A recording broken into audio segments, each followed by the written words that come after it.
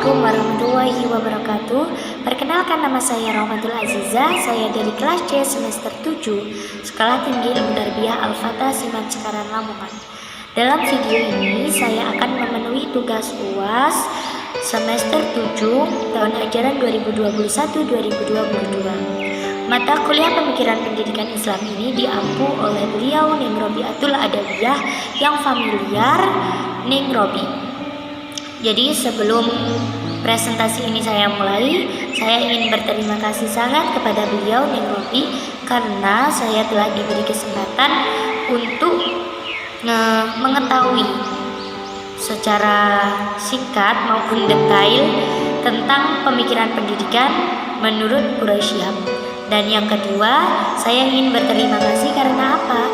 Karena dari makalah ini saya mempunyai gagasan untuk mengangkatnya menjadi judul skripsi saya.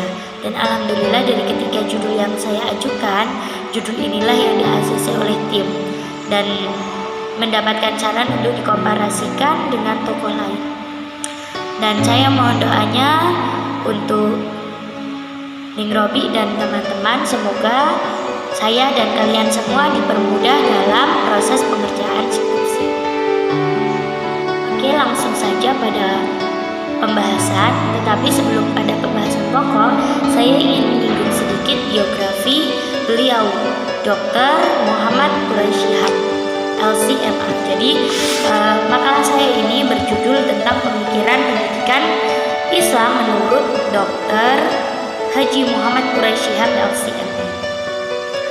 Beliau, nama lengkap beliau adalah Muhammad Quraisy Shihab. Beliau lahir di Rapang, Sidenreng, Rapang, Sulawesi Selatan pada tanggal 16 Februari 1994. Beliau merupakan keturunan bangsa Arab dari suku Quraisy dan suku Bugis yang terpelajar.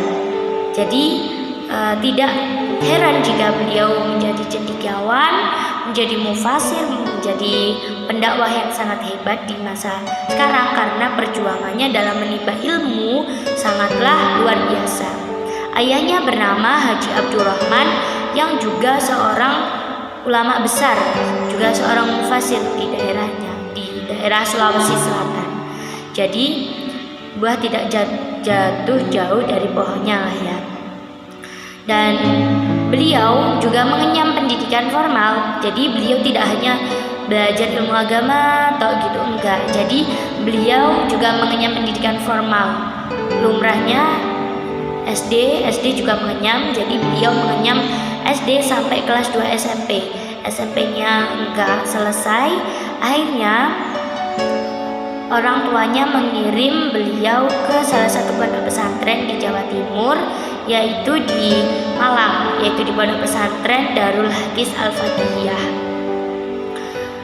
Beliau selama 2 tahun di sana sudah sangat mahir bahasa Arab, mulai dari tata bahasanya dan olah speakingnya. Jadi karena perkembangannya yang sangat pesat, ayahnya pun mengirim beliau bersama adiknya ke Kairo, Mesir, yaitu ke Al-Azhar. Di sana beliau masuk kelas 2 I'dadiyah yang mana setara dengan Sanawiyah atau SMP kalau di sini. Dan di sana perkembangan beliau pun sangat pesat. Jadi set gitu. Baru 2 tahun sudah sangat kelihatan perbedaannya. Padahal pas dari Indonesia sudah mahir. Di sana 2 tahun tambah mahir lagi. Akhirnya beliau menyelesaikan pendidikannya sampai S3 di sana. Pada tahun 1967 beliau mendapatkan gelar LC dan 1969 beliau mendapatkan gelar MA. Tidak hanya itu, setelah lulus MA beliau kembali ke Indonesia. Setelah di Indonesia beliau juga masih belajar akademik empiriknya di beberapa lembaga pendidikan di Indonesia seperti IAIN Alauddin. Jadi beliau masih terus menggali ilmunya seperti membuat penelitian. Setelah itu beliau menjadi rektor 3 atau pembantu rektor gitulah ya, di salah satu IAIN di Ujung Pandang. Setelah itu, setelah menjadi pembantu rektor atau rektor 3 di IAIN Ujung Pandang, beliau pindah tugas ke IAIN Jakarta, dan di sana beliau menjadi dosen tetap S1, S2, S3 di IAIN Jakarta. Beliau mengampu mata kuliah tafsir dan ulumul Quran. Setelah menjadi dosen di situ, akhirnya tak lama kemudian beliau diangkat menjadi rektor utama selama 2 periode. Setelah menjadi rektor, beliau juga ditawari menjadi Ketua Majelis Ulama Indonesia, dan akhirnya menjadi Ketua Majelis Ulama Indonesia, juga pernah menjadi Ketua Lajnah Al-Quran Indonesia, juga pernah menjadi Menteri Agama Indonesia selama 2 periode. Jadi itu adalah biografi singkat dari beliau, Dr. Muhammad Quraish Shihab. Beliau adalah cendekiawan yang sangat luar biasa dari mulai pengalaman menimba ilmunya yang patut kita tiru. Jadi kalau kita kan sudah semester 7 nih. Kalau semisal masih ada harapan untuk belajar lagi, maksudnya untuk meneruskan lagi, kenapa tidak? Jadi kita patut mencontoh beliau-beliau yang memiliki peran aktif dan memiliki kontribusi besar dalam bidang pendidikan di Indonesia. Tidak hanya itu, beliau juga mempunyai banyak karya-karya ilmiah seperti buku, tafsir, terus penelitian-penelitian, jurnal-jurnal, itu sangat banyak. Dan beliau juga merupakan pendakwah hingga saat ini, dan disiarkan ke media televisi seperti Metro TV, RCTI. Banyak sekali penggemar dari Indonesia ini, bahkan sampai mancanegara, karena dakwahnya yang menyejukkan hati. Di antara karya-karya beliau adalah yaitu disertasinya yang berjudul Duror Lil Al-Biqai. Setelah itu bukunya yang sangat terkenal, yaitu buku pertamanya Membumikan Al-Quran. Itu adalah buku yang sangat membuat masyarakat Indonesia merasa gitu tentang isi dari buku Membumikan Al-Quran. Setelah itu ada juga buku Wawasan Al-Quran, terus Rasionalitas Al-Quran, terus Menabur Pesan Ilahi, dan masih banyak lagi. Dan banyak sekali jurnal-jurnal yang dikeluarkan oleh beliau Dr. Haji Muhammad Quraish Shihab. Sekarang kita lanjutkan pada pembahasan pokok, yaitu pemikiran pendidikan yang dikemukakan oleh beliau. Jadi yang pertama, relevansi dari pemikiran pendidikan Islam ini menurut Quraish Shihab, yang pertama itu beliau membahas tentang tujuan pendidikan. Dan tujuan itu apa sih? Di sini tujuan pendidikan Islam yang dikemukakan oleh Dr. Muhammad Quraish Shihab dirujukkan pada ayat Al-Quran surat Al-Jumu'ah ayat 2. Jadi beliau itu selalu merujukkan pada Al-Quran. Jadi tidak hanya sekedar berpikir, tetapi juga dicarikan rujukannya di surat Al-Jumu'ah ayat 2. Dalam ayat di surat ini, Dr. Muhammad Quraish Shihab berpendapat bahwa Rasulullah yang dalam hal ini bertindak sebagai penerima Al-Quran bertugas untuk menyampaikan petunjuk-petunjuk kepada orang yang bertakwa, sebagaimana pada ayat tersebut, menyucikan dan mengajarkan manusia. Di sini menyucikan dapat diartikan sebagai mendidik, dan mengajarkan tidak lain kecuali mengisi benak anak didik dengan pengetahuan yang berkaitan dengan alam metafisika serta fisika. Itu menurut Dr. Quraish Shihab. Tujuan yang ingin dicapai dengan pembacaan, penyucian, dan pengajaran tersebut adalah sebuah bentuk pengabdian kepada Allah. Ini sejalan dengan tujuan penciptaan manusia sebagaimana ditegaskan oleh Allah dalam Al-Quran surat Al-Zariyat ayat 56 yang berbunyi, Bismillahirrahmanirrahim, wa ma khalaqtul jinna wal insa illa liya'budun, yang artinya, dan aku tidak menciptakan jin dan manusia melainkan supaya mereka mengabdi kepadaku. Nah, tujuan, berarti intinya tujuan pendidikan menurut Quraish Shihab itu apa sih? Gimana caranya pendidikan itu bisa mengarahkan para generasi untuk dapat beribadah kepada Allah, seperti itu.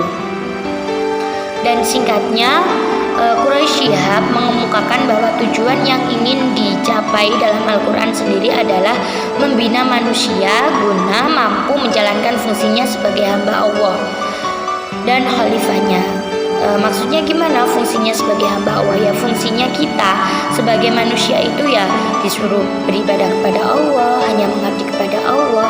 Lah itu kan maksud Dr. Muhammad Quraish Shihab. Yang kedua adalah metode pendidikan menurut Dr. Muhammad Quraish Shihab. Di sini penulis menemukan 3 metode yang dikemukakan oleh beliau. Yang pertama yaitu mengenai metode pembelajaran secara umum. Beliau mengambil pendekatan berdasarkan Al-Quran yang memperlakukan manusia sesuai dengan unsur penciptaannya, yaitu jasmani, jiwa, dan akal. Oleh karena itu, beliau tidak mengusulkan sebuah metode khusus dalam penyampaian materi. Dan metode yang kedua adalah terkait metode pengajaran tafsir di perguruan tinggi. Selayaknya diadakan perubahan dalam penerapan metodenya dari yang bersifat konvensional atau ceramah dan diskusi menjadi pembelajaran kaidah tafsir yang memungkinkan mahasiswanya pada akhirnya mampu menafsirkan Al-Quran. Jadi beliau Muhammad Quraish Shihab itu tidak sejalan jika ada yang mengajar tafsir di sebuah perguruan tinggi hanya menggunakan metode ceramah dan diskusi, karena kurang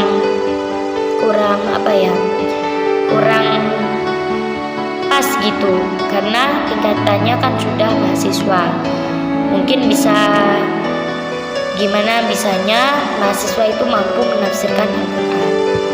Dan yang ketiga, berkenaan dengan metode dan materi akidah dan syariah di sekolah umum. Layak diadakan revisi isi materi dengan meninjau serta menimbang relevansi kehidupan zaman sekarang. Metode yang diterapkan di sekolah umum itu bisa bermacam-macam, asalkan di dalamnya terkandung penjelasan tentang hikmah di balik aturan akidah serta syariah sehingga siswa dapat memetik intisari dan manfaat praktis dari materi tersebut.